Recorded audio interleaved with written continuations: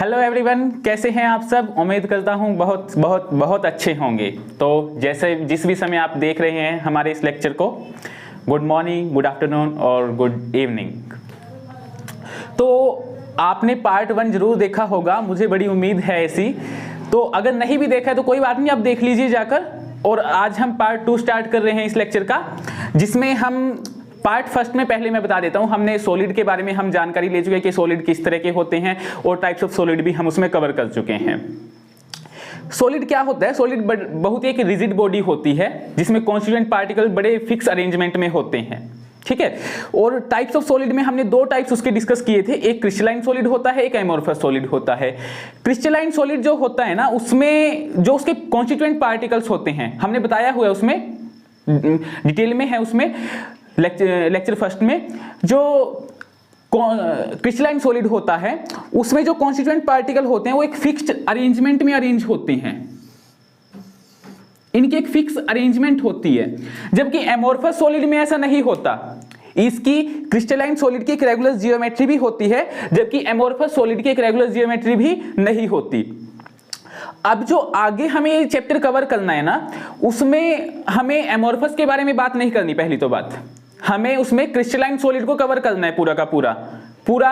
हमने उसमें part first में बताया हुआ है कि इस चैप्टर की एक डायरेक्शन दी गई है आपको कि किस डायरेक्शन में आपको ये कवर करना है। और जल्दी से जल्दी हम कोशिश करेंगे कि आपको एक नंबर प्रोवाइड करवाएंगे यहां पर, जिसमें जब जो भी हम सिखाते हैं यहां, मेन जो ऑनलाइन एजुकेशन में दिक्कत आती है मेरे हिसाब से तो यही आती है कि हम बता देते हैं आपको कि ये करना है, ये करना है, ये करना है। जब बच्चा खुद उसको अप्लाई करने बैठे, उसकी एप्लीकेशंस करे, तब उसको बहुत प्रॉब्लम आती है, किससे अपने डाउट डिस्कस करे। तो हो सकते हैं नेक्स्ट लेक्चर में ही, अदरवाइज 1-2 लेक्चर के बाद और हम आपको एक नंबर प्रोवाइड करवाएंगे यहां पर, और उस पर आप डायरेक्ट व्हाट्सएप पर हमें अपना डाउट, अपना नाम और अपना एक प्लेस, ये 3 इंफॉर्मेशन तो आपको देनी पड़ेगी। देखिए, तो ये 3 चीजें आपको भेजनी पड़ेंगी, पहला अपना नाम, दूसरा अपना प्लेस और तीसरा अपना डाउट। ये आप देंगे तो विद इन 2 डेज या फिर नेक्स्ट वीडियोस में आपका डाउट वीडियो सॉल्यूशन में आपको दे दिया जाएगा। अगर वो व्हाट्सएप पर ही दिया जा सकता है उसके टेक्स्ट सॉल्यूशन के जरिए तो वो दिया जाएगा, अदरवाइज नेक्स्ट वीडियो में आपका डाउट जो है क्लियर किया जाएगा। ये हम आपको विश्वास दिलवाते हैं, ठीक है। तो हम बात कर रहे थे सॉलिड्स के बारे में, क्रिस्टलाइन सॉलिड्स के बारे में, है ना। क्रिस्टलाइन सॉलिड इनकी फिक्स अरेंजमेंट होती है, जबकि एमोर्फस सॉलिड की ऐसी नहीं होती, ठीक है। हम नोट्स भी इसके आप खुद भी बनाने की कोशिश कीजिए, अदरवाइज अगर हम जब आपको व्हाट्सएप के लिए नंबर प्रोवाइड करवाएंगे तो आप व्हाट्सएप पर भी अगर हमें नोट्स के लिए बोलोगे तो जो भी चैप्टर यहां पर डिस्कस होता है उसका आपको पीडीएफ नोट्स दिया जाएगा। हम हर तरह से कोशिश करेंगे कि आपकी सहायता की जाए, और आपका प्यार भी हमें बहुत मिल रहा है। पहली वीडियो में हमें बहुत अच्छा लगा, बहुत खुश हैं, बहुत अच्छा रिस्पॉन्स है, उसके लिए दिल से आपका धन्यवाद। तो क्रिस्टलाइन सॉलिड के ऊपर आगे हमें इसमें बात करनी है, एमोर्फस सॉलिड के बारे में हमें नहीं पढ़ना है, ठीक है। क्रिस्टलाइन सॉलिड्स आगे 4 तरह के होते हैं,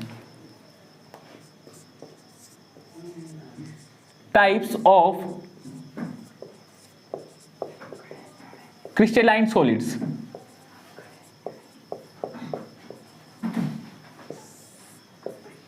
तो देखिए, नंबर 1 पर जो आता है क्रिस्टलाइन सॉलिड्स में, मॉलिक्यूलर सॉलिड्स।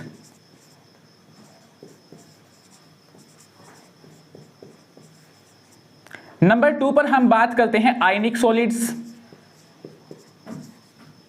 इसको थोड़ा टेबुलर फॉर्म में हम ले लेते हैं।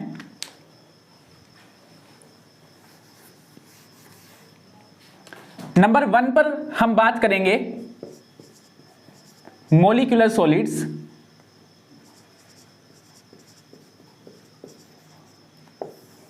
नंबर 2 पर हम बात करेंगे आयनिक सॉलिड्स।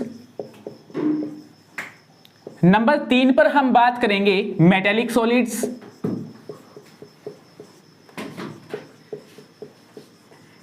नंबर 4 पर हम बात करेंगे कोवलेंट सॉलिड्स।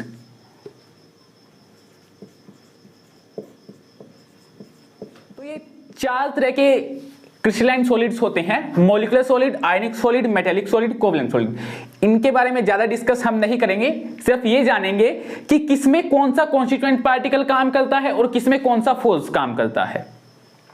तो देखिए, जो मॉलिक्यूलर सॉलिड होता है इसमें कॉन्स्टिट्यूएंट पार्टिकल्स और फोर्स, ये दो बातें हम इनके बारे में करने वाले हैं, चारों के बारे में। मॉलिक्यूलर जो सॉलिड होता है उसमें जो कॉन्स्टिट्यूएंट पार्टिकल्स काम करते हैं वो होते हैं मॉलिक्यूल्स। आयनिक सॉलिड में आयंस और मेटेलिक सॉलिड में कॉन्स्टिट्यूएंट पार्टिकल्स क्या होते हैं बताइए। ये ऐसा नहीं है कि आयनिक सॉलिड में आयंस है तो मॉलिक्यूलर सॉलिड में मॉलिक्यूल्स, अब मेटेलिक में मेटल्स होंगे, नहीं। मेटल्स कौन सी होती हैं? जिन पर पॉजिटिव चार्ज आता है, ठीक है, जिनके, चलिए मेटल्स के बारे में अभी हम बात नहीं करेंगे, ठीक है। तो मेटेलिक सॉलिड में कौन से कॉन्स्टिट्यूएंट पार्टिकल्स होते हैं? मेटल्स वो जिनके वैलेंस शेल में 1, 2 या 3 इलेक्ट्रॉन होता है और उन पर वो पॉजिटिवली चार्ज होती हैं, पॉजिटिव चार्ज आ जाता है, वो अपना लॉस कर देती हैं। तो इसीलिए मेटेलिक सॉलिड में जो कॉन्स्टिट्यूएंट पार्टिकल्स होते हैं वो होते हैं पॉजिटिव आयंस, या फिर पॉजिटिव आयंस को हम बोलते हैं कर्नल्स। समझ आई बात? ठीक है। और अब आती है बात कोवलेंट सॉलिड्स की। कोवलेंट बॉन्ड सबने पढ़ा होगा, क्लास 10th में ही बात हो जाती है इसके बारे में बड़े अच्छे ढंग से, ठीक है। कोवलेंट सॉलिड्स में जो कॉन्स्टिट्यूएंट पार्टिकल्स होते हैं वो होते हैं एटम्स, ठीक है। तो हमने चारों के कॉन्स्टिट्यूएंट पार्टिकल्स की बात की। मॉलिक्यूलर सॉलिड में कॉन्स्टिट्यूएंट पार्टिकल मॉलिक्यूल्स, आयनिक में आयंस, मेटेलिक में पॉजिटिव आयंस और कोवलेंट में एटम्स। अभी बात करते हैं कि चारों में फोर्स क्या क्या लगते हैं। चारों में अलग अलग फोर्स काम करते हैं, ठीक है। हम सबसे पहले बात करते हैं मॉलिक्यूलर सॉलिड्स की, ठीक है। तो इसमें जो फोर्सेस काम करते हैं वो हैं डिस्पर्जन फोर्स,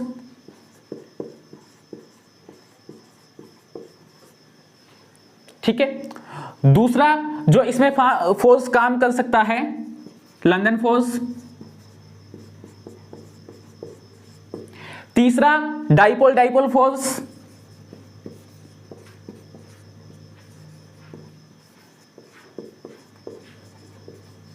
भाई मेरी आवाज, मुझे उम्मीद है कि आप सभी को आज सुनाई दे रही होगी। 2-3 कमेंट मुझे देखने को मिले थे कि उसमें आवाज अच्छी नहीं आ पा रही थी, तो मैं बड़ी कोशिश कर रहा हूं कि आप लोगों को आवाज सुनाई दे अच्छे से।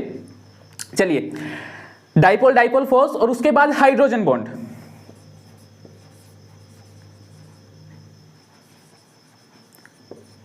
तो ये सब हमें देखने को मिलते हैं मॉलिक्यूलर, देखने को नहीं मिलते पहले, मतलब होते हैं, ठीक है। फोर्सेस हमें देखने को नहीं मिलते, होते हैं, प्रेजेंट होते हैं। मॉलिक्यूलर सॉलिड में मॉलिक्यूल्स के बीच में जो फोर्स लगता है वो ये होते हैं, ठीक है। अभी हम बात करते हैं आयनिक सॉलिड में।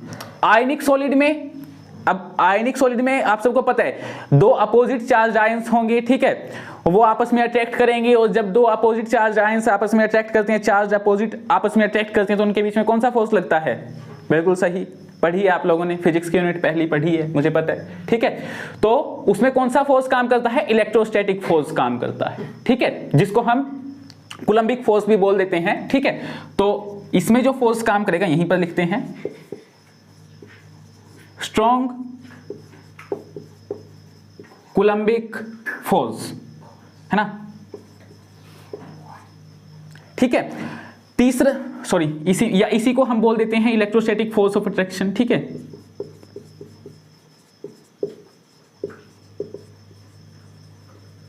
ठीक है, बात आती है मेटेलिक सॉलिड्स की। अब इनके बीच में कौन सा फोर्स काम करता है बताइए, सोचिए जरा। मेटेलिक सॉलिड्स में कौन सा फोर्स काम करता है? मेटेलिक सॉलिड्स में मेटेलिक बॉन्ड बनते हैं, कुछ नहीं। इसके बीच में मेटेलिक बॉन्ड काम करते हैं, मेटेलिक बॉन्ड बनते हैं, ठीक है।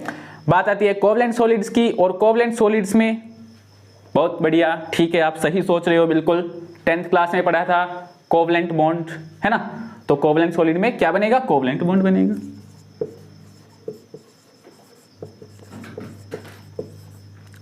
तो इतनी ही बात करेंगे हम इनके बारे में, तो ठीक है। ये टाइप्स ऑफ क्रिस्टलाइन सॉलिड्स हैं, 4 तरह के होते हैं, मॉलिक्यूलर सॉलिड, आयनिक solid, metallic solid, covalent solid, ठीक है। और इनके बीच में constant particles, molecules, ions, positive ions, colonel's भी हम जिनको बोल देते हैं। उसके बाद एटम्स। दूसरा हमने बात की कि इनके बीच में फोर्स कौन कौन से काम करते हैं, तो ये फोर्स काम करते हैं, पढ़ लीजिए, मैं नहीं बोलने वाला दोबारा इनको, अगर पढ़ना है तो पॉज कर लीजिए, अदरवाइज मैं साफ भी कर रहा हूं अगर नहीं पढ़ना है तो, ठीक है।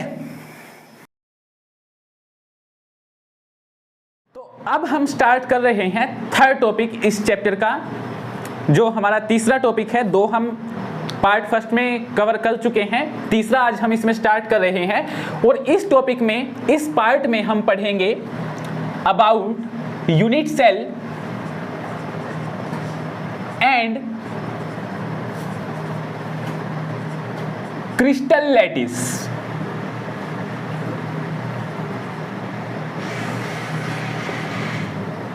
Unit cell and crystal lattice. तो क्या होता है यूनिट सेल? यूनिट सेल किसी भी सॉलिड का सबसे स्मॉलेस्ट सेल होता है, जिसको अगर हम 3 डायमेंशनली रिपीट करेंगे तो हमें एक 3 डायमेंशनल सॉलिड मिल जाएगा। तो यूनिट सेल क्या है?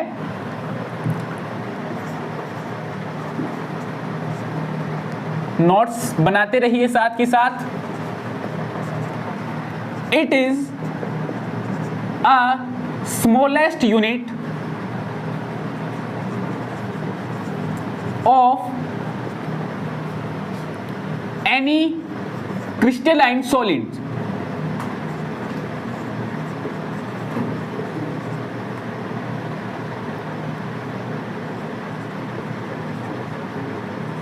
which on repeating 3-dimensionally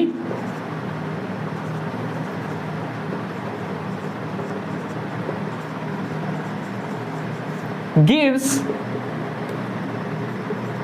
complete solid।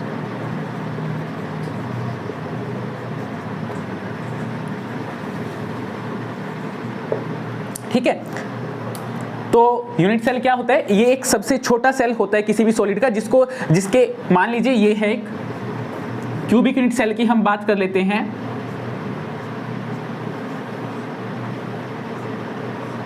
ये क्यूबिक यूनिट सेल है, ठीक है।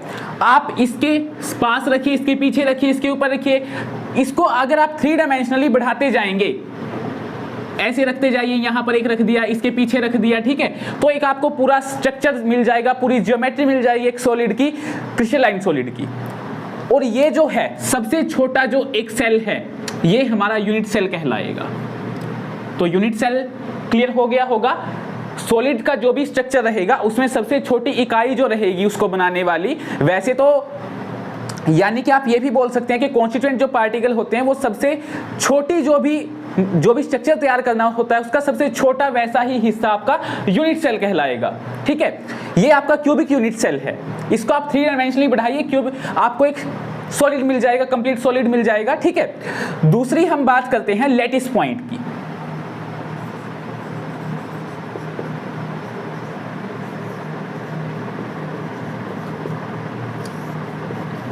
यूनिट सेल के बाद हम बात करते हैं लैटिस पॉइंट। लैटिस पॉइंट क्या होता है, इसको थोड़ा बड़ा बना लेते हैं।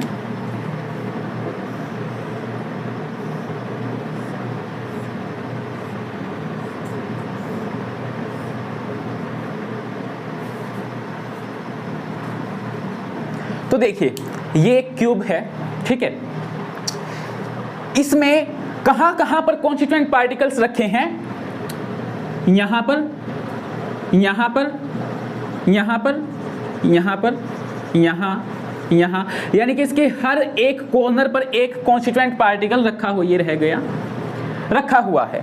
तो एक क्यूबिक जो यूनिट सेल होता है उसके अंदर कितने पार्टिकल्स होते हैं, कितने कॉन्स्टिट्यूएंट पार्टिकल होते हैं? 1 2 3 4 5 6 7 8 टोटल उसके अंदर पार्टिकल्स होते हैं। ठीक है, अब इनकी पोजीशन को जो पॉइंट रिप्रेजेंट करे, यानी कि ये पॉइंट हमारा लैटिस पॉइंट है, ये भी पॉइंट हमारा लैटिस पॉइंट है, ये भी पॉइंट हमारा लैटिस पॉइंट, ये भी। तो जो पॉइंट किसी भी कॉन्स्टिट्यूएंट पार्टिकल को रिप्रेजेंट करता है उसको हम लैटिस पॉइंट बोलते हैं। क्या होता है lattice point? Lattice point represent the position of constituent particles in any unit cell, lattice point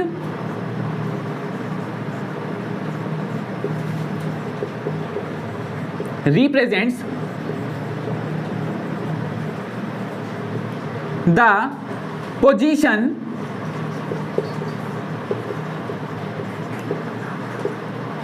of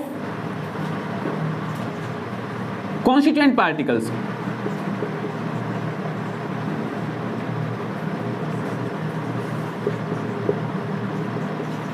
तो ये होता है हमारा लैटिस पॉइंट। यूनिट सेल के अंदर ऐसे पॉइंट जहां पर हमारा कोई भी कॉन्स्टिट्यूएंट पार्टिकल रखा जाना है उसको हम क्या बोलते हैं, उसको हम लैटिस पॉइंट बोलते हैं। तीसरी बात हम इसमें करते हैं लैटिस क्रिस्टल की, या फिर क्रिस्टल लैटिस, सॉरी, ठीक है। तीसरी जो बात हम करेंगे क्रिस्टल लैटिस की बात पर करेंगे। पहला हमने यूनिट सेल के बारे में जाना, दूसरा लैटिस पॉइंट जाना, तीसरा क्रिस्टल लैटिस।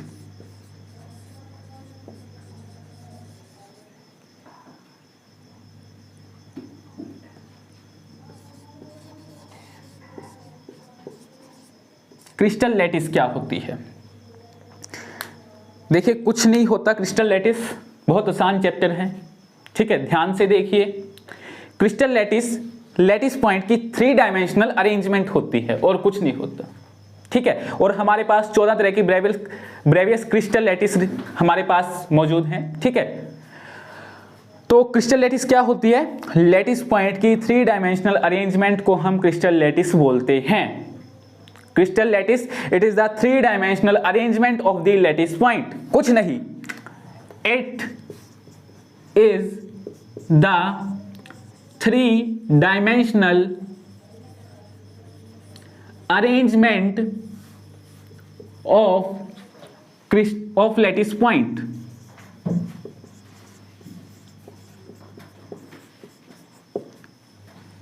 ठीक है, क्रिस्टल लैटिस क्या होती है? It is the 3 dimensional arrangement of lattice points. Unit cell सबसे छोटा सेल, ठीक है, जो उसमें कांस्टेंट पार्टिकल रिप्रेजेंट करेगा वो लैटिस पॉइंट, और लैटिस पॉइंट की आप एक बड़ी सी अरेंजमेंट बना दीजिए तो वो आपकी क्या होगी? क्रिस्टल लैटिस होगी। सिंपल है, क्लियर होगी। तो यूनिट सेल के बारे में हम पढ़ चुके हैं कि यूनिट सेल क्या होता है, ये स्मॉलेस्ट यूनिट होती है किसी भी क्रिस्टल सॉलिड की, ठीक है। अब हम 7 तरह के यूनिट सेल डिस्कस करने वाले हैं इस चैप्टर में, ठीक है। तो सबसे पहले जो हम डिस्कस करेंगे वो है हेक्सागोनल यूनिट सेल।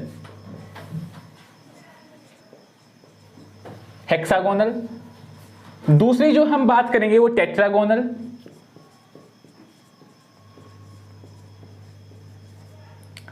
देखिए पहले हम बात कर लेते हैं हेक्सागोनल। इसमें हमें 2 चीजें ध्यान में रखनी हैं। वैसे इनका स्ट्रक्चर भी बना सकते हैं लेकिन वो अभी हम नहीं बनाएंगे, ठीक है। हम इनके एंगल्स की और इनकी साइड्स की बात करेंगे, ठीक है। जैसे मैं क्यूबिक की बात करूं, मैं क्यूबिक यूनिट सेल बना देता हूं यहां पर।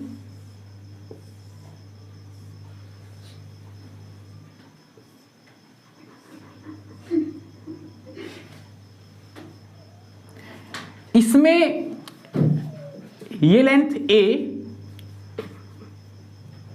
ये B और इस लेंथ को लेते हैं हम C, ठीक है। और जो इनके साथ एंगल बनते हैं, ये एंगल और ये एंगल, इनको अल्फा, बीटा और गामा लेकर चलते हैं हम, ठीक है। तो 3 हमारे पास लेंथ होती है, 3 ही हमारे पास ये एंगल होते हैं। अब इनके बीच के रिलेशन जो होते हैं उनसे हमारे पास क्वेश्चन आता है। एक बार हमारे पास जेईई में भी इससे क्वेश्चन आया था कि बताइए टेट्रागोनल के लिए क्या क्या एंगल के बीच में रिलेशन रहेगा या फिर साइड्स के बीच में क्या रिलेशन रहेगा, ठीक है। तो हम बात करते हैं हेक्सागोनल में, ठीक है। इसकी साइड्स क्या रहेंगी, ठीक है, और फिर एंगल्स, ठीक है। साइड्स देखिए, इसमें जो हेक्सागोनल में साइड्स होती हैं वो A is equals to B. जो A हमने साइड दिखाई वो B के इक्वल होती है, but B is not equals to C। ये रहेगा इसमें रिलेशन, ठीक है। एंगल की अगर हम बात करें तो इसमें alpha is equals to beta is equals to 90 degree. Alpha और बीटा जो एंगल होते हैं वो दोनों 90 डिग्री के होते हैं, लेकिन गामा जो एंगल होता है वो 120 डिग्री का मिलेगा आपको। इसमें जो हेक्सागोनल यूनिट सेल होगा, जो हेक्सागोनल यूनिट सेल होगा उसमें साइड्स क्या रहेंगी, A is equal to B. मैंने अभी आपको एक यूनिट सेल बनाकर दिखाया था और उसमें साइड्स बताई थी कि कैसे A B C नाम रखे जाते हैं और अल्फा बीटा गामा, ठीक है। तो वैसे ही हेक्सागोनल भी एक यूनिट सेल होता है, ठीक है। उसमें जो दो साइड होते हैं वो आपस में इक्वल होती हैं, लेकिन तीसरी साइड दूसरी साइड के इक्वल नहीं होती, ठीक है। एंगल की बात करें तो दो एंगल उसमें 90 डिग्री के मिलेंगे आपको, तीसरा एंगल कितने का मिलेगा, 120 डिग्री का मिलेगा, ठीक है। इसका एग्जाम्पल याद रखने के लिए, तो इसके एग्जाम्पल में आप ग्रेफाइट याद रख सकते हो। ग्रेफाइट सॉलिड जो होता है उसके अंदर अगर पूछा जाए कि ग्रेफाइट में कौन सा यूनिट सेल प्रेजेंट होता है, तो उसमें हेक्सागोनल यूनिट सेल प्रेजेंट होता है। हेक्सागोनल को मिला मिलाकर उसका स्ट्रक्चर तैयार किया जाता है, ठीक है। जिंक ऑक्साइड भी इसका एक एग्जाम्पल है, ठीक है। दूसरी बात हम करते हैं टेट्रागोनल की। टेट्रागोनल के केस में क्या होता है, इस केस में भी A is equals to B but B is not equals to C, ठीक है। एंगल की अगर हम बात करें टेट्रागोनल के केस में, तो इसमें alpha is equals to beta is equals to gamma is equals to 90 degree. इसमें तीनों के तीनों एंगल इक्वल होते हैं और तीनों किसके इक्वल होते हैं, 90 डिग्री के इक्वल होते हैं, ठीक है। एग्जाम्पल की अगर हम इसमें बात करें तो एग्जाम्पल रहेगा व्हाइट टिन, ठीक है, SnO2, ये आप लोग इसमें एग्जाम्पल याद रख सकते हो, TiO2 भी, ठीक है। तीसरा हम यूनिट सेल डिस्कस करते हैं क्यूबिक, ठीक है। क्यूबिक में हम बात करें तो क्यूबिक में पता ही है कि तीनों साइड्स इक्वल होती हैं, ठीक है। तो A is equals to B is equals to C और एंगल भी तीनों उसमें इक्वल होते हैं। Alpha is equals to beta is equals to gamma is equals to 90 degree, तो इसमें एंगल भी इक्वल होते हैं, ठीक है। Example sodium chloride. Sodium chloride का जो स्ट्रक्चर होता है वो क्यूबिक यूनिट सेल से मिलकर बना होता है, ठीक है। जिंक ब्लेंड, ये भी इसका एक एग्जाम्पल है, कॉपर भी, ठीक है। फोर्थ जो यूनिट सेल हम डिस्कस करेंगे उसमें हम करेंगे रोम्बोहेड्रल।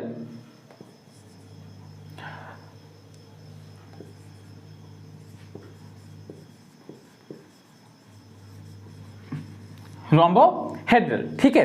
ये भी एक तरह का यूनिट सेल होता है और इसकी साइड्स में क्या रिलेशन रहता है, साइड्स इसकी भी सारी इक्वल रहती है। अब साइड्स इक्वल है तो डिफरेंस किसका मिलेगा, एंगल्स का मिलेगा। अगर एंगल्स इक्वल है, इनके एंगल्स इक्वल है तो साइड में डिफरेंस है, अगर इनकी साइड्स इक्वल है तो इनके एंगल में डिफरेंस होगा।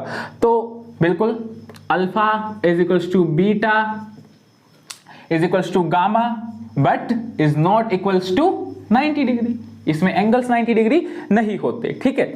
Example calcite,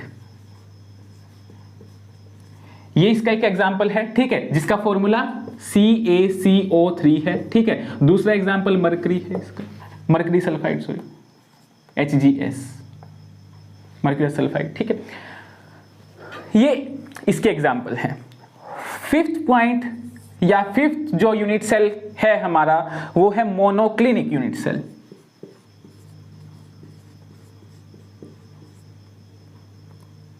monoclinic unit cell, ठीक है।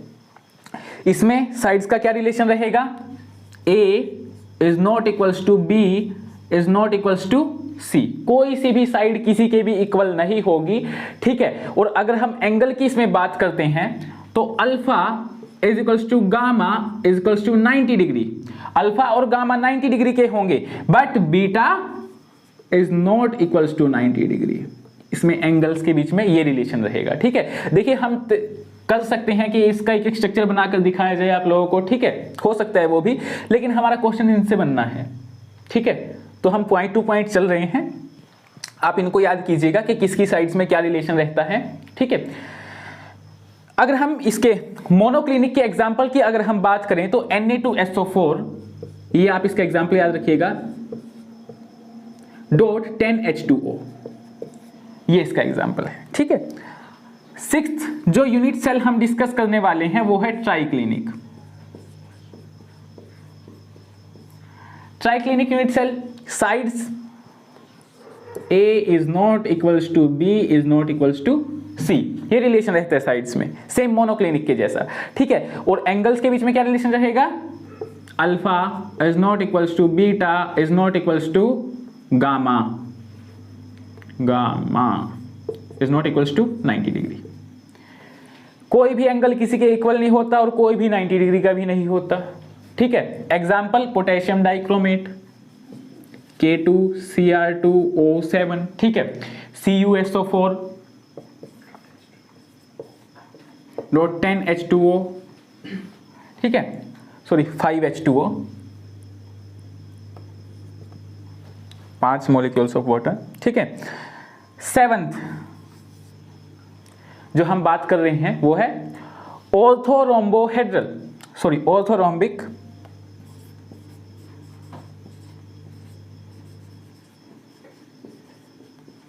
ऑर्थोरोम्बिक, ठीक है।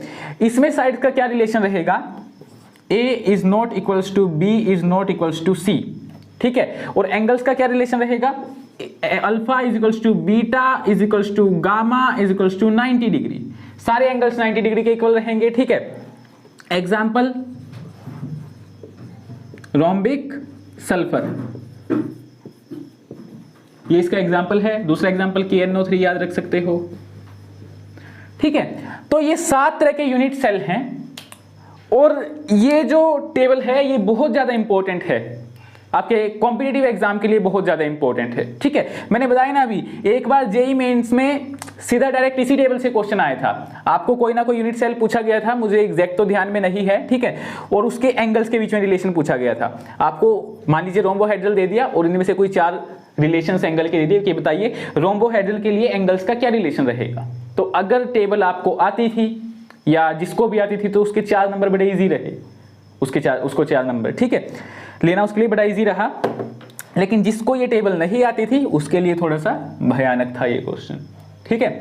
अब देखिए ये जो आप देख रहे हो ना कि ये 2 1 जैसे हैं, ये अपने आप नहीं हुए, मैंने इसीलिए आपके लिए टेबल ऐसे बनाई है, ठीक है, ताकि आपके लिए याद करना इजी रहे, ठीक है।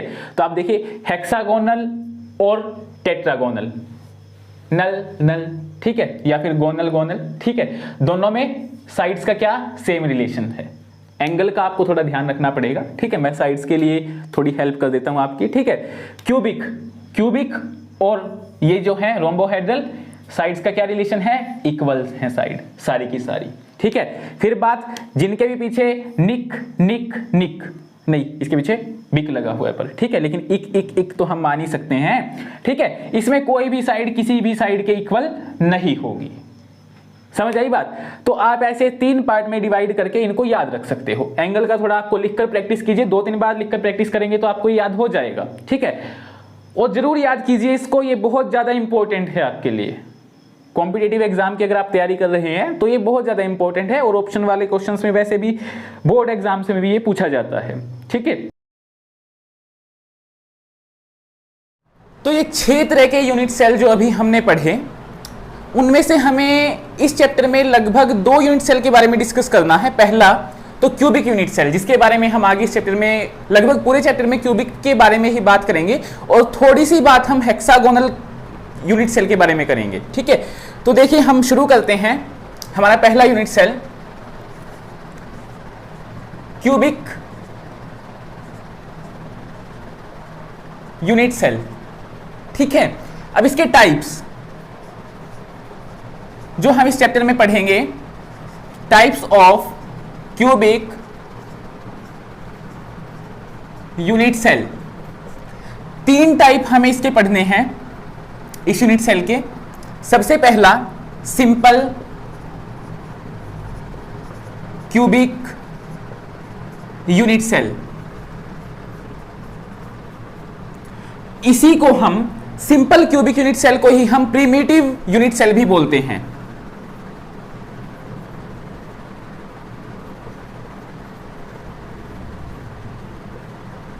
प्रिमिटिव यूनिट सेल, ठीक है।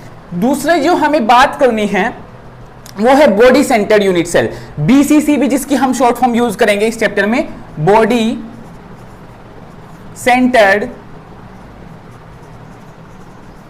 Unit cell. तीसरा हमारा होगा फेस सेंटर्ड यूनिट सेल।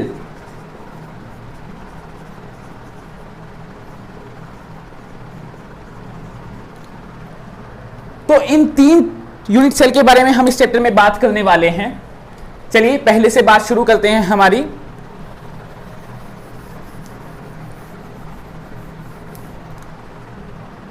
देखिए जो ये है आपका सिंपल क्यूबिक यूनिट सेल, इसको सिंपल क्यों कहा गया? इसको सिंपल इसलिए कहा गया कि इसमें जितने भी हमारे पार्टिकल्स होते हैं, जो भी हमारे कॉन्स्टिट्यूएंट पार्टिकल्स होते हैं, वो ओनली कहां प्रेजेंट होते हैं? ओनली कॉर्नर्स पर प्रेजेंट होते हैं। जैसे कि हमें कब मिलता है सिंपल क्यूबिक यूनिट सेल? जब हमारी स्क्वायर क्लोज पैकिंग होती है। इस तरह से पैकिंग होगी जब पार्टिकल्स की। ये पैकिंग हम नेक्स्ट टॉपिक हमारा पैकिंग का ही है। तो देखिए ये सेंटर है पार्टिकल का, इधर ये सेंटर है, इधर ये सेंटर है और इधर ये सेंटर है। तो आप इसको अगर ज्वाइन कर देंगे इनके सेंटर को आपस में, तो आपको क्या मिलेगा? एक स्क्वायर मिलेगा। हालांकि इसमें थोड़ी इक्वल नहीं है ये लेंथ वगैरह, ठीक है, लेकिन हमें एक स्क्वायर मिलता है, ठीक है। तो इस स्क्वायर के ऊपर आप एक और स्क्वायर रख दीजिए और उन देखिए कुछ इस तरह से, ये यहां पर पार्टिकल है, यहां पर पार्टिकल है, यहां पार्टिकल है। हालांकि पार्टिकल्स का साइज इतना बड़ा होता है कि एक दूसरे को टच करते हैं, ठीक है। ये दूसरा इस तरह से, ठीक है। ये है आपका क्यूबिक यूनिट सेल। अब ये जो दूसरा स्क्वायर है ना, ये बिल्कुल पहले वाले पार्टिकल्स के ऊपर पार्टिकल्स को रखा गया है। हमने एक स्क्वायर के ऊपर दूसरा स्क्वायर रखा और हमें क्या मिला? एक क्यूब मिला, ठीक है। ये जो लेंथ है, ये जो नीचे वाली लेयर के पार्टिकल्स हैं और जो ऊपर वाली लेयर के पार्टिकल्स हैं, उन पार्टिकल्स के बीच की आपस की डिस्टेंस है। समझ आई बात? ठीक है। बात करते हैं सिंपल क्यूबिक यूनिट सेल के बारे में। तो जब particles only at the corners present हो, पार्टिकल्स कहां प्रेजेंट हो? ओनली एट द कॉर्नर्स, तब हम उस यूनिट सेल को क्या बोलेंगे? सिंपल क्यूबिक यूनिट सेल बोलेंगे, ठीक है। अब हमें इसमें 2 बातें करनी है। पहली तो बात यह करनी है कि इफेक्टिव एटम्स कितने होंगे इसके अंदर। अब इफेक्टिव एटम्स थोड़ा ध्यान से समझिए क्या होता है, ठीक है। मान लीजिए, मानना क्या है देख लीजिए। देखो ये जब हमारा स्क्वायर है और ये एटम है, मैं आपसे पूछूं कि इस स्क्वायर पर अभी कितने एटम्स प्रेजेंट हैं, तो आप बोलोगे 1। अब ये दूसरा हमने एटम लगा दिया इस पर, ये तीसरा और ये चौथा, ठीक है। अब मुझे जरा बताइए कि इसके पास कितने एटम्स प्रेजेंट है। देखने को तो हमारे को 1 2 3 4 एटम्स दिखाई दे रहे हैं, लेकिन क्या सच में इस पर 4 एटम्स हैं? नहीं है। क्यों? क्योंकि इनका जो एक क्यूब के अंदर, एक या फिर स्क्वायर के अंदर जो इफेक्टिव पोर्शन दिखाई दे रहा है, वो सिर्फ और सिर्फ इतना है। ये है इफेक्टिव पोर्शन। सारा का सारा पोर्शन एक एटम का एक क्यूब के अंदर या स्क्वायर के अंदर नहीं होता। ये है ओनली इफेक्टिव पोर्शन। तो इस इफेक्टिव पोर्शन को जितने भी एटम्स प्रेजेंट हैं एक क्यूब के अंदर, उन सब के अगर हम इफेक्टिव पोर्शन को मिला देंगे, उससे जितने नंबर ऑफ एटम्स टोटल हमारे बनेंगे, उसको हम इफेक्टिव नंबर ऑफ एटम्स बोलेंगे जो एक क्यूब में प्रेजेंट होता है। समझ आ गई होगी बात अब? ठीक है। तो देखिए ये हमारा क्यूब है,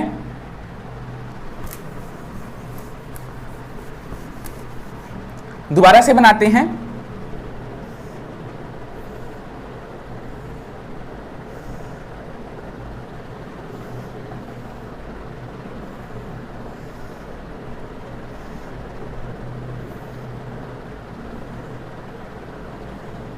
ध्यान से देखिए और ये बताइए कि इस वाले एटम को जो यहां पर प्रेजेंट हैं, कितने और क्यूब शेयर करेंगे। इस वाले एटम को कितने क्यूब और शेयर करेंगे। तो देखिए एक ये क्यूब है, एक जस्ट इसके बगल में क्यूब रखेंगे हम इस तरह से,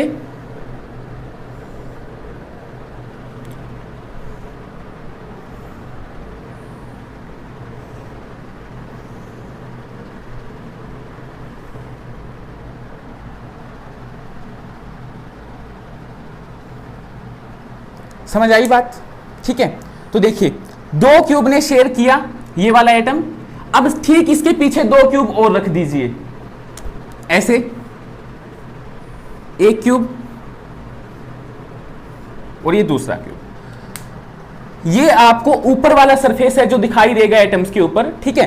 तो ध्यान से देखिए कि कितने एटम्स, कितने क्यूब एक एटम को शेयर कर रहे हैं, 4, ठीक है। कुछ ऐसे हमें ऊपर से देखने को मिलेगा,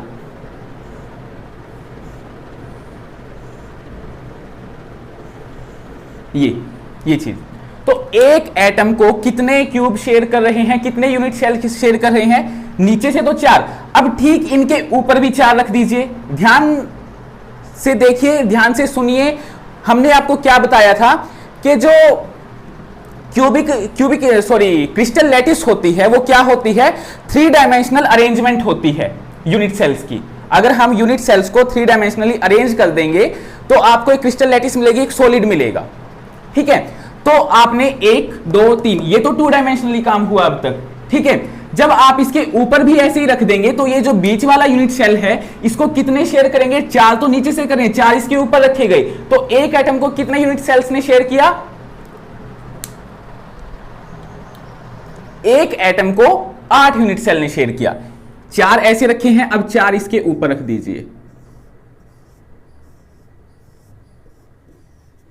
समझ आई बात?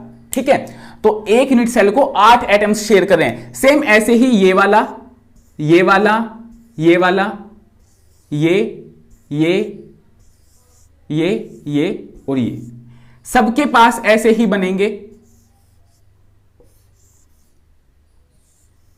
ये देखिए, इसको भी कितने शेयर कर रहे हैं, इस वाले एटम को 4, इसको भी 4। अब इनके ठीक ऐसे ही ऊपर रखे जाएंगे एटम्स, तो टोटल इनको कितने शेयर करें, एक एटम को कितने यूनिट सेल मिलकर शेयर करेंगे, 8 शेयर करेंगे। तो यानी कि अब अगर एक एटम को 8 यूनिट सेल शेयर कर रहे हैं तो एक यूनिट सेल में एक एटम का कितना हिस्सा आएगा, कितना इफेक्टिव पोर्शन होगा उसका। अगर एक एटम को 8 यूनिट सेल मिलकर शेयर करते हैं तो उसका हिस्सा एक यूनिट सेल में कितना आएगा, 1/8 नहीं आएगा, 1/8 आएगा ना, क्योंकि एक एटम को कितने शेयर कर रहे हैं, 8 मिलकर, तो उसका एक यूनिट सेल में कितना हिस्सा, 1/8वां हिस्सा। समझ आई बात? ठीक है, अब इफेक्टिव नंबर ऑफ एटम्स को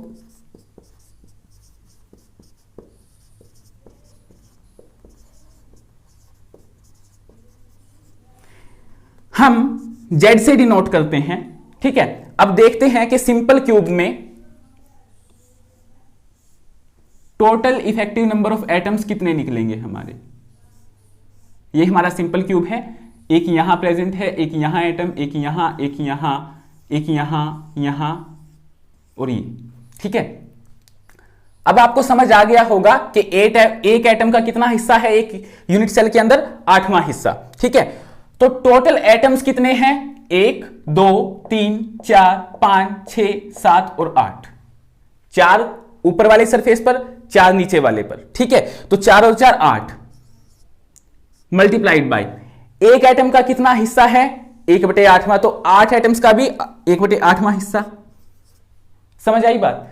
तो 8 से 8 कैंसल और नंबर 1 आ गया आपका। तो यानी कि एक सिंपल यूनिट सेल के अंदर इफेक्टिव रूप से कितने एटम्स प्रेजेंट होते हैं, ओनली 1 एटम प्रेजेंट होगा। आई होप कि आपके समझ आ गया होगा। एक बार मैं फिर से बता देता हूं, देखिए जो यहां पर एटम प्रेजेंट होता है, लेकिन इस एटम को कितने, 4 नीचे से शेयर करते हैं और 4 ही ठीक इसके ऊपर, क्योंकि हमें जो है सॉलिड हमारा 3 डायमेंशनल अरेंजमेंट होती है एक, तो उसको 3 डायमेंशनली हमें उसको बढ़ाना है, ठीक है। तो जब जैसे ही इसके ऊपर भी 4 हम रख देंगे ठीक इसी के ऊपर, तो हमें एक क्यूब मिलेगा, और 4 इस एटम को बीच वाले को नीचे से शेयर करें, 4 ही ऊपर। तो इस तरह से आपका एक यूनिट सेल में एक एटम का 8वां हिस्सा आता है। और हमने देखा कि एक यूनिट सेल में टोटल 8 एटम प्रेजेंट होते हैं, तो हमने उसका इफेक्टिव एटम निकाला कि हर एक एटम का 1/8। तो या तो आप एक काम कर सकते हैं, 1/8 1/8 1/8 8 टाइम्स उसको जोड़ दीजिए, तो 8 × 1/8 = 1। तो तो एक यूनिट सेल में एक एटम का इफेक्टिव, एक यूनिट सेल में इफेक्टिव नंबर ऑफ एटम्स कितने होंगे? 1 होगा। समझ आई इतनी बात? ठीक है। दूसरी हमें जो बात करनी होती है,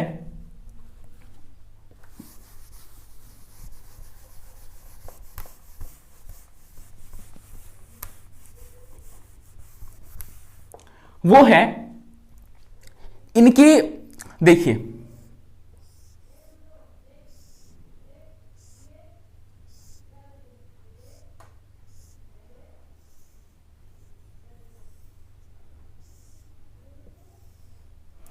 ये क्यूबिक यूनिट सेल है आपका, ठीक है। हमें ए एंड आर के बीच में रिलेशन बताना होता है। अब ध्यान से देखिए ए क्या है। ए आपकी इस क्यूब की लेंथ है, एज लेंथ जिसको हम बोलते हैं, ठीक है। और आर क्या है? ए है edge length of unit cell. R क्या है? Radius of the particle. यह है रेडियस ऑफ द पार्टिकल। तो हमें ए और आर के बीच में रिलेशन बताना है। तो ध्यान से देखिए, यह है आपकी एज लेंथ ए और यह है आपके पार्टिकल्स, ठीक है। तो क्या देखने को मिल रहे हैं? ये एक आर इस पार्टिकल की, दूसरे पार्टिकल की आर। तो ए इज इक्वल्स टू क्या हो गया? 2r हो गया, या फिर r is equals to a/2 हो गया। ये आपके पास दो फॉर्मूला एक ही है, ठीक है। उसी से हम ये बना सकते हैं, ठीक है। ध्यान से देखिए, दोबारा यहां पर और करके देख लेते हैं। एक पार्टिकल ये इस तरह से अरेंज होगा, दूसरा इस तरह से अरेंज होगा। टोटल a है, ये एक पार्टिकल की डिस्टेंस r है, ये दूसरे पार्टिकल की रेडियस है। अगर हम इन दोनों रेडियस को मिला देते हैं तो हमारा एज लेंथ के इक्वल आता है। ये हम बात कर रहे हैं किसके बीच में? a और r के बीच में। और कौन से यूनिट सेल में? सिंपल यूनिट सेल में, ठीक है। तो a इज इक्वल टू आपका इसमें 2r बनेगा। क्लियर है? तो क्या है, ध्यान से देखिए इसको। The distance between the nearest neighbours at which they meet each other is equals to 2r या फिर a। The distance between the nearest neighbours at which they touch each other is 2r और is 2r या फिर a बोल सकते हैं, ठीक है। तो ऐसी डिस्टेंस जिस पर दो पार्टिकल सिंपल यूनिट सेल में एक दूसरे को टच करेंगे, वो डिस्टेंस कितनी होगी? या तो हमारी a होगी या फिर वो डिस्टेंस होगी 2r। क्लियर है? तो ये थी बात आपकी सिंपल यूनिट सेल के बारे में जो हमने जाननी थी, ठीक है। अभी दूसरे यूनिट सेल की हम बात करते हैं। दूसरी जो हमें बात करनी है वो है बीसीसी के बारे में, यानी कि दूसरा हमारा यूनिट सेल आता है बॉडी सेंटर्ड यूनिट सेल। जैसे वो सिंपल यूनिट सेल था उसमें ओनली कॉर्नर्स पर प्रेजेंट थे, अब इसको बॉडी सेंटर्ड बोला गया है। तो इसका मतलब ये है कि इसके अंदर, बॉडी के अंदर सेंटर पर एक एटम्स एक्स्ट्रा प्रेजेंट होगा। इतनी सी बात है, ठीक है। तो देखिए क्या अरेंजमेंट होगी इसकी।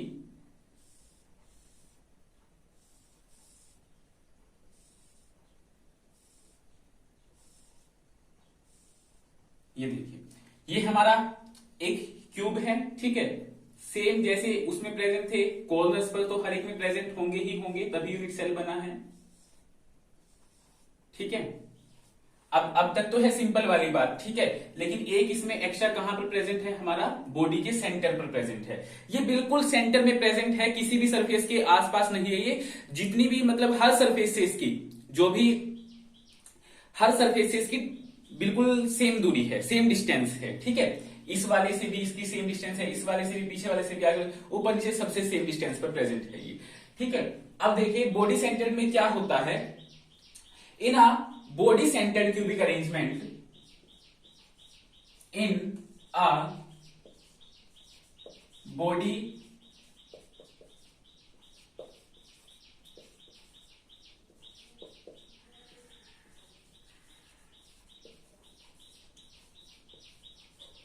cubic arrangement, 3 atoms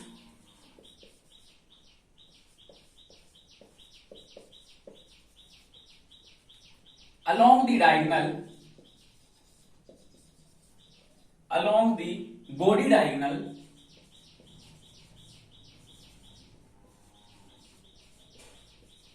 touch each other.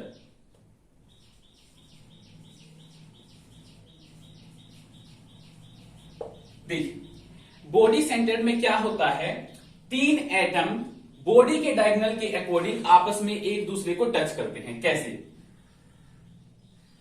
ये देखिए, ये एटम्स, ये है आपका बॉडी डायगोनल, इस पॉइंट से लेकर इस पॉइंट तक, ठीक है, आगे वाले पॉइंट से लेकर पीछे वाले पॉइंट तक, ठीक है। तो ये 3 एटम्स बॉडी के डायगोनल के अलोंग एक दूसरे को टच करेंगे, ठीक है। कैसे? देखिए, ये मान लीजिए बॉडी डायगोनल है, ठीक है, एक एटम ये, दूसरा ये बॉडी सेंटर पर और तीसरा ये रहा। तो 3 एटम्स इस तरह से बॉडी के सेंटर में एक दूसरे को टच करेंगे। ये बिल्कुल ऐसे छोटे नहीं होते, मैंने पहले भी आपको बताया था, ठीक है। ये कैसे प्रेजेंट होते हैं, ये हम समझने के लिए इनको छोटे छोटे बना रहे हैं। ये बिल्कुल ऐसे कवर करते हैं, इसके क्यूब के एज लेंथ को इस तरह से कवर करते हैं। तो एक इनके बीच में है जो इनके जितना ही है, ठीक है, और वो भी इसको ऐसे टच करेगा इस तरह से, ये बीच वाला और ये लीजिए, हम दोबारा बना लेंगे इसको, ठीक है। तो इस तरह से 3 एटम्स आपस में बॉडी डायगोनल पर एक दूसरे को टच करते हैं। Body centre is, next point लिखते रहिए साथ के साथ, body centre is exactly a/2 distance apart. Body center is exactly a/2 distance apart from adjacent layers. ठीक है, जो बॉडी का सेंटर का एटम होगा वो एग्जैक्टली a/2 डिस्टेंस पर क्या रहेगा, a/2 डिस्टेंस होगी उसकी एडजेसेंट लेयर वाले एटम से, ठीक है। तीसरी बात, ये बात समझ आ गई होगी, body centred is exactly a/2 distance apart from the adjacent layers, ठीक है। देखिए, इसके बीच में डिस्टेंस जो होगी वो है r, और r और a के बीच में क्या रिलेशन है, a/2 पर, ठीक है। अब देखिए, हमें जो है बॉडी डायगोनल के अलोंग जो 2 एटम्स के बीच की डिस्टेंस होगी वो निकालनी है, जैसे कि हमने सिंपल क्यूब में किया था। आर की भाषा में अगर हम बात करेंगे आर की फॉर्म में, तो आर की फॉर्म में तो सिंपल है कि एक आर ये है, दूसरी आर ये है, ठीक है। तो कितनी हो जाएगी डिस्टेंस, 2r हो जाएगी। लेकिन अगर हम बात करें ए की फॉर्म में तो वो क्या होगी, देखिए करते हैं।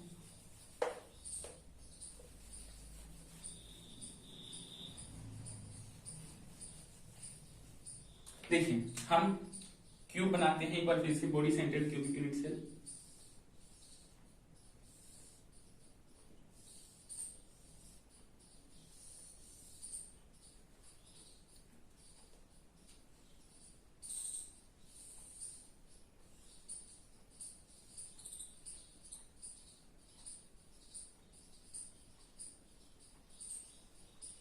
ये है आपका बॉडी सेंटर्ड, सॉरी अभी तो सेंटर लगाया नहीं हमने, कहां से अभी, तो एक एटम ये, दूसरा ये, तीसरा ये, चौथा, पांचवा, छठा, सातवां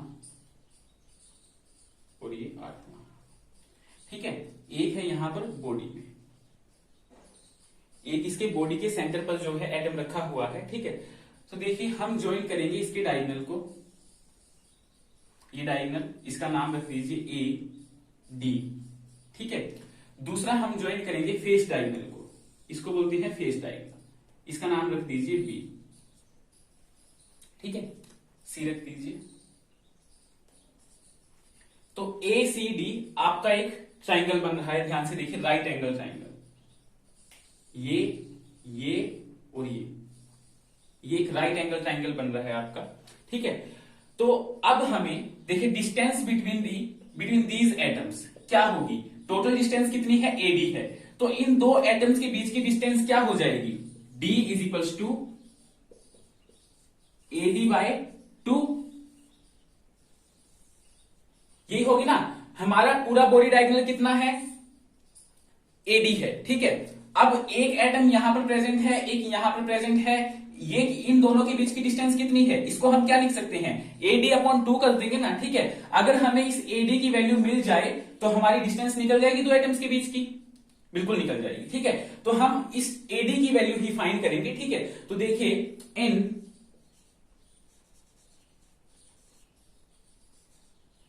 राइट एंगल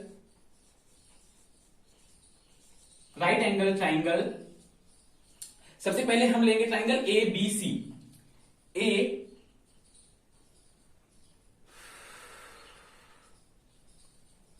बी हमारा ये पॉइंट है, इसको हम लिखना भूल गए थे, ठीक है। सबसे पहले हम जो ट्राइंगल लेंगे वो फेस डायगोनल वाला लेंगे, ए बी सी, ये वाला ट्राइंगल, ठीक है। In triangle A B C, in right angle triangle A B C. अब देखिए इसमें हम पाइथागोरस थ्योरम लगाएंगे, ठीक है। इसमें क्या है, A C square is equals to ये A B square plus B C square. Pythagoras theorem लगाई हमने, ठीक है। ए सी क्या है, फेस डायगोनल है, ए बी क्या है, परपेंडिकुलर है, बीसी क्या है, बेस है, ठीक है। पाइथागोरस थ्योरम क्या है, हाइपोटेनियस का square is equal to base square plus perpendicular square, ठीक है। अब देखिए एसी स्क्वायर ऐसे का ऐसे, ए बी देखिए ए बी जो है आपका परपेंडिकुलर है वैसे तो, लेकिन ध्यान से देखिए ये क्या है, एज लेंथ भी तो है, और एज लेंथ को हम किससे डिनोट करते हैं, ए से। तो मैं लिख सकता हूं इसको ए स्क्वायर प्लस बीसी भी देखिए क्या है, फिर से एज लेंथ है, तो ये भी ए स्क्वायर, ठीक है। तो आपका ए सी स्क्वायर आ गया 2a स्क्वायर, ठीक है। अब ए सी क्या आ जाएगा, ए सी बराबर है √2a, ए सी निकल गया हमारा, ठीक है। हमने ए सी फाइंड क्यों किया, हमने ए सी इसलिए फाइंड किया क्योंकि हमारा जो मेन ट्राइंगल है बॉडी सेंटर का, जिसमें डायगोनल इंक्लूड है, बॉडी डायगोनल इंक्लूड है जिसमें, ठीक है, वो क्या है, उस ट्राइंगल के अंदर जो है एसी परपेंडिकुलर है, ठीक है। तो हमें एसी पहले पता होना चाहिए कि एसी है क्या है, ठीक है। अब हम फिर से ट्राइंगल लेंगे हमारा in right angle triangle A C D, ADC कह लीजिए, ठीक है।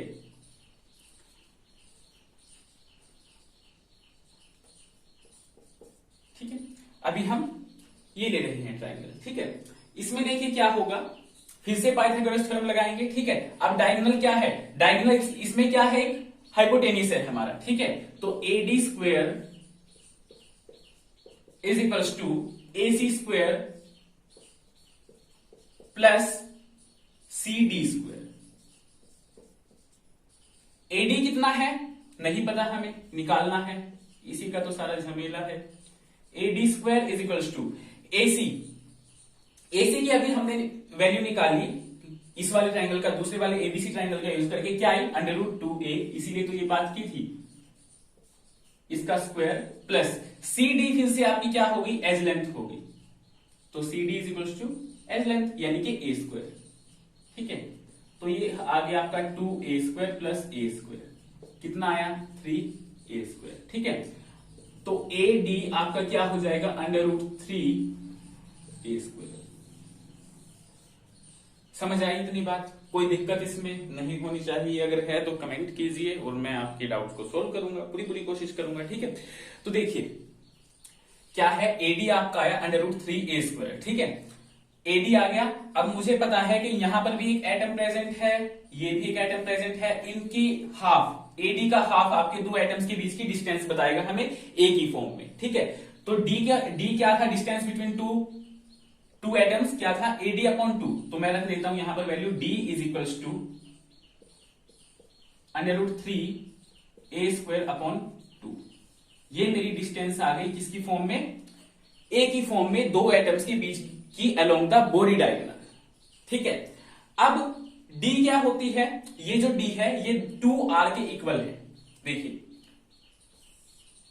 एक एटम मेरा इस तरह से प्रेजेंट है, दूसरा ये है और तीसरा ये है। ठीक है, बड़ा बन गया थोड़ा सा, कोई बात नहीं। ठीक है, रफ काम है हमारा ये डायग्राम का ओनली। देखिए ये एक आर है, ये दूसरी आर है, और इस टोटल को हमने क्या मान लिया था, फिलहाल डी मान लिया था। तो डी इज इक्वल्स टू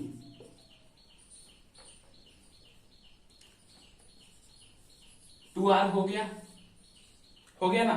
तो मैं यहां पर रख दूं D इज इक्वल्स टू, थोड़ा साफ कर लेते हैं इसको, नोट नहीं किया था तो थोड़ा पीछे जाइए और नोट कीजिए इसको। ठीक है, देखिए यहां से हम बात करते हैं, हमने निकाला D is equals to √3a²/2। ठीक है, और D मुझे पता है क्या है, 2R के इक्वल है, तो 2R is equals to √3a²/2। तो मेरा R क्या आ जाएगा यहां से, R is equals to √3a²/2 upon multiply by 2, √3a² upon में 2 इंटू में 2, तो R आ गया √3a² अपॉन में क्या भला 4। तो मेरा फॉर्मूला बना R is equals to √3a² upon में 4।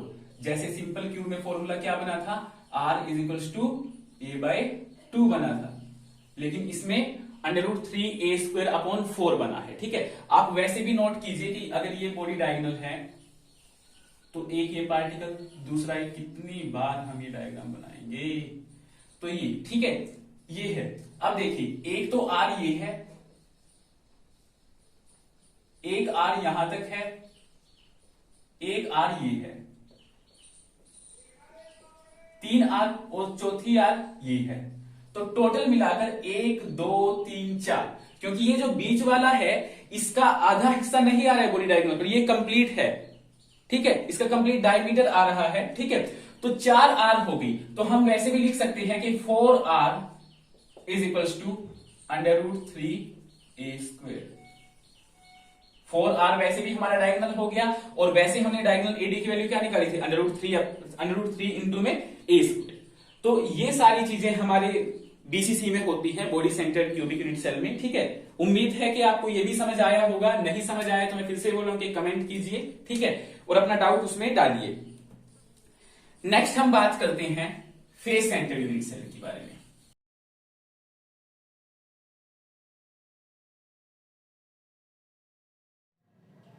तो अब हम BCC में इफेक्टिव नंबर ऑफ एटम्स निकालते हैं।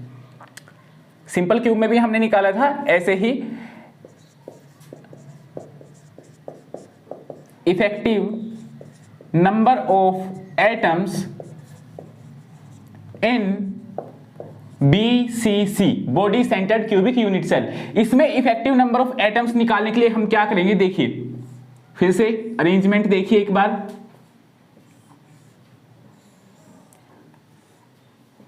ये हमारी क्यूबिक यूनिट सेल है। ठीक है, इसमें एक एटम सेंटर में प्रेजेंट है बिल्कुल, और 8 एटम यहां पर प्रेजेंट हैं। हमने पहले बड़े अच्छे से डिस्कस किया है कि ये 8 एटम में से एक एटम का कितना हिस्सा एक यूनिट सेल में आता है। ठीक है, तो आप लोगों को पता है कि वो कितना होता है, यहां पर कर लेते हैं 1/8 वहां हिस्सा एक एटम का आता है। टोटल एटम कितने हैं, 8 हैं। टोटल एटम्स 8 हैं एक यूनिट सेल में, प्लस अब बॉडी सेंटर में भी तो एक रखा है, वो भी तो एक्स्ट्रा हो गया। सिंपल क्यूब में तो हमारे पास क्या था, ओनली कॉर्नर्स पर प्रेजेंट था। अब एक एक्स्ट्रा आ गया हमारा, किस पर, बॉडी के सेंटर पर आ गया। ठीक है, अब ध्यान से देखिए, ये तो शेयर हो जाती हैं, एक एटम ये 8 यूनिट सेल शेयर करेंगे। ठीक है, लेकिन जो बॉडी के सेंटर में रखा है, बॉडी के अंदर रखा है, किसी भी वॉल से टच नहीं हो रहा है वो क्यूब की, क्या उसको कोई शेयर कर सकता है, नहीं कर सकता। वो बॉडी के बिल्कुल सेंटर में लटका हुआ है ऐसे, एक तरह से एक भी वॉल से वो टच नहीं कर रहा है, ठीक है। आपके कमरे में बिल्कुल अगर कोई चीज ऐसे लटका दी जाए तो उसको कोई बाहर से, रूम के बाहर से वॉल से कोई शेयर थोड़ी ना कर लेगा, नहीं कर पाएगा, ठीक है। तो वो पूरा का पूरा इसी का है, उसको कोई बांट नहीं सकता, वो इसी उस पर इसी का हक है, इसी यूनिट सेल का। तो वो पूरा का पूरा इसमें ऐड हो जाएगा। तो 8 एकम 8 कैंसिल हो गया, 1 + 1 यानी कि 2। तो इसमें इफेक्टिव नंबर ऑफ एटम्स कितने होते हैं? 2 होते हैं। उसमें बीसीसी में, सॉरी सिंपल क्यूब में कितने होते थे? उसमें 1 होता था, ठीक है। अब हम बात कर लेते हैं हमारे लास्ट यूनिट सेल की, क्यूबिक में जो टाइप पढ़ रहे हैं हम तीसरे यूनिट सेल की, और वो है फेस सेंटर्ड यूनिट सेल। बिल्कुल ठीक, ठीक है। तो देखिए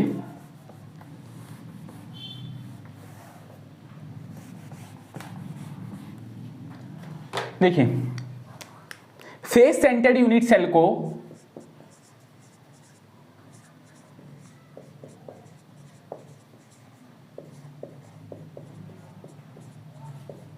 हम FCC भी लिखते हैं, बल्कि ये लेटर्स जो हैं हम स्मॉल यूज करते हैं, बड़े भी कर लो तो कोई दिक्कत नहीं है।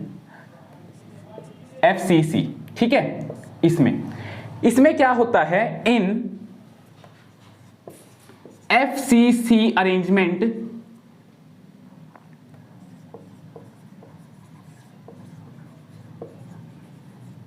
इन FCC arrangement 3 atoms along the, उस बॉडी सेंटर्ड में क्या था? Along the body diagonal. लेकिन अब कहां पर रखे हैं? बॉडी के सेंटर पर नहीं रखा है, अब फेस के सेंटर पर रखा है, तो फेस डायगोनल आएगा। अलोंग द फेस डायगोनल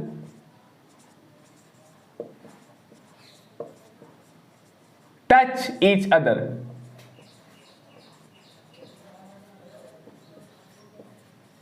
देखिए क्या होता है इसमें,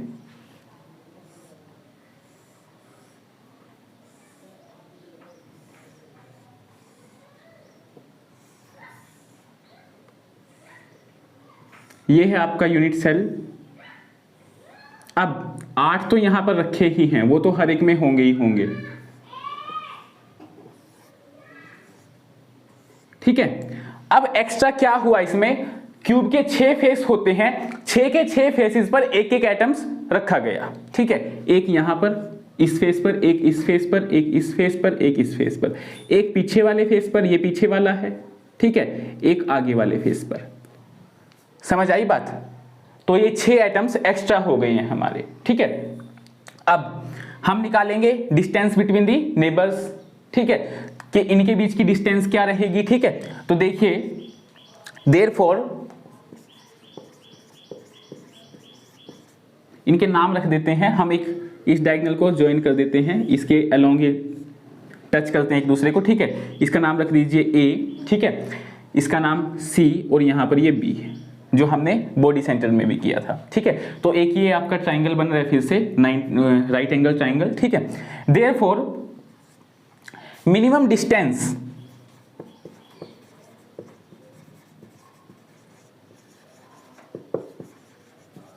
बिटवीन द नेबर्स क्या हो जाएगी? हम उस डिस्टेंस को लिख लेते हैं D। क्या ये है ना डिस्टेंस, इसका आधा ये हो जाएगी, यानी कि AC/2, ये हमारी डिस्टेंस हो गई है। अब फिर से बात वही आती है, हमें किसकी वैल्यू अगर पता हो, अगर हमें AC की वैल्यू पता हो, ठीक है, इस फेस डायगोनल की अगर हमें वैल्यू पता हो, तो उसका आधा जो होगा वो इन दो पार्टिकल्स के बीच की डिस्टेंस होगी। समझ आई बात? ठीक है। तो हम क्या निकालेंगे? AC हम जैसे बॉडी सेंटर में निकाला था सेम वैसे ही निकालेंगे, वही ट्राइंगल है सेम, ठीक है। तो चलिए निकालते हैं।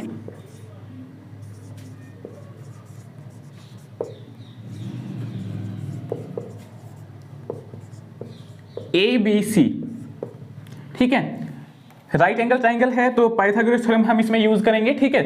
AC² is equals to AB का स्क्वायर प्लस BC², ठीक है। अब देखिए AB क्या है? एज लेंथ है, और एज लेंथ को हम क्या लिखते हैं? A लिखते हैं, तो ए स्क्वायर प्लस बी सी फिर से क्या है, एज लेंथ है, तो इसको भी ए स्क्वायर। ठीक है, तो हमारा क्या बना, A C square is equals to 2a square, A C is equals to √2a। ये आ गई हमारी एज ये डायगोनल बॉडी फेस डायगोनल की लेंथ आ गई है हमारी। ठीक है, और हमें पता है कि मिनिमम डिस्टेंस बिटवीन नेबर्स क्या है, d is equal to A C upon 2 है, तो वो डिस्टेंस क्या हो जाएगी, ए सी की वैल्यू रखो √2a अपॉन 2। ठीक है, ये है दूसरा। इसके आपको देखने को दूसरी फॉर्म मिल सकती है, √2a अपॉन में 2 को हम √2 इंटू √2 लिख दें, कैंसल, a अपॉन √2 भी देखने को मिल सकता है। ठीक है, ये भी फॉर्मूला है, d इज इक्वल टू, ये इस फॉर्म में भी यूज हो सकता है, a अपॉन √2। ठीक है, अब d और r में क्या रिलेशन है, बीसीसी में भी हमने बात की थी, क्या, d is equal to 2r। ठीक है, तो r और a के बीच में क्या रिलेशन होगा फॉर द एफसीसी, तो 2r is equal to a upon √2, तो r is equal to a upon 2 √2। यहां मैंने 2r रख दिया d की जगह पर, तो r is equal to a upon 2 √2 आ गया हमारा। क्लियर हो गया होगा आपको, है ना। चलिए अब हम इसमें निकालते हैं effective number of atoms in FCC. Note करते रहिए, साथ ही साथ नोट्स बनाते रहिए। देखिए,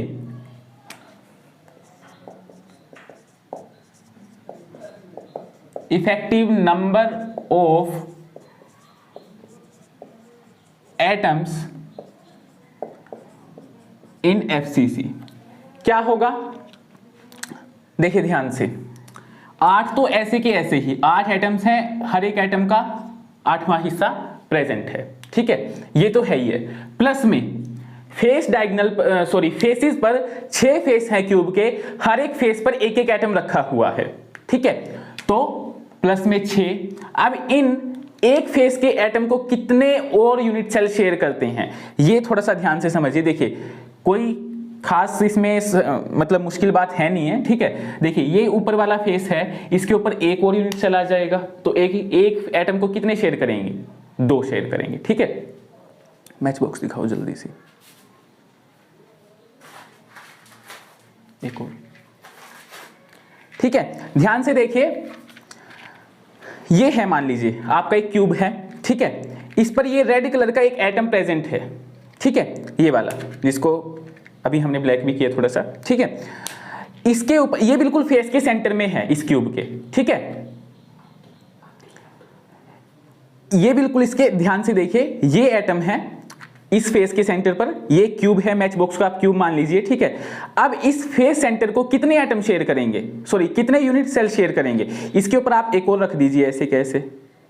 तो जो बीच वाला था आपका ये वाला एटम कितने यूनिट सेल ने शेयर कर लिया, 2 ने, 2 से ज्यादा नहीं कर सकते। समझ आई बात। ठीक है, ऐसे ही पीछे वाले को भी 2 शेयर करेंगे, साइड वालों को भी, यहां पर भी एक, ये भी एक फेस है क्यूब का। ठीक है, इसके पास भी जब एक और रखा जाएगा तो 2 इसको शेयर करेंगे। तो इस तरह से आपके एक जो है फेस सेंटर एटम को कितने यूनिट सेल शेयर करते हैं, 2 शेयर करते हैं। तो यानी कि मल्टीप्लाइड बाय हाफ, 6 एटम है, लेकिन हर एक का कितना हिस्सा आता है, एक यूनिट सेल में आधा हिस्सा आता है।